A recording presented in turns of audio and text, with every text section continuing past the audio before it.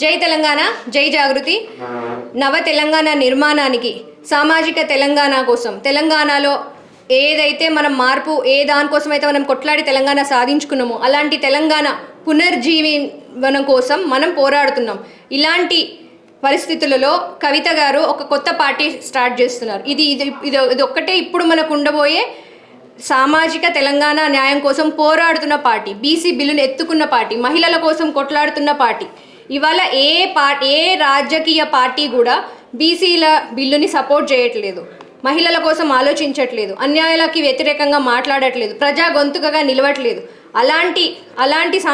అలాంటి తెలంగాణ కోసం ఒక నవ తెలంగాణ నిర్మించే ఉద్దేశంతో, అలాంటి ఒక పెద్ద గొప్ప విజన్తో ముందుకొస్తున్న ఈ పార్టీ అందరికీ ఎన్నో ఆశలు నెరవేరుస్తుందని, అందరి కలలు తీరుస్తుందని, ప్రతి మహిళ వెళ్ళి పార్లమెంట్లో, అసెంబ్లీలో కూర్చునే వైపు ఆ దిశగా ముందడుగు వేస్తుందని మనస్ఫూర్తిగా కోరుకుంటూ, ఈ పార్టీ 25న అద్వయ కన్వెన్షన్లో మునీరాబాద్లో లాంచ్ అవుతుంది.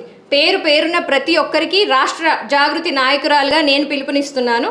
అందరూ వచ్చి మా ఈ లాంచ్ని విజయవంతం చేయాలని కోరుకుంటున్నాను. జై తెలంగాణ, జై జాగృతి.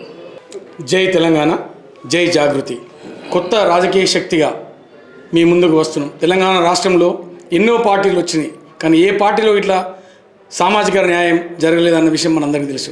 అలాంటి తరుణంలో వస్తున్నటువంటి కొత్త రాజకీయ శక్తి ఇది కల్వకుంట్ల కవితక్క గారి ఆధ్వర్యంలో వస్తున్నటువంటి రాజకీయ పార్టీ.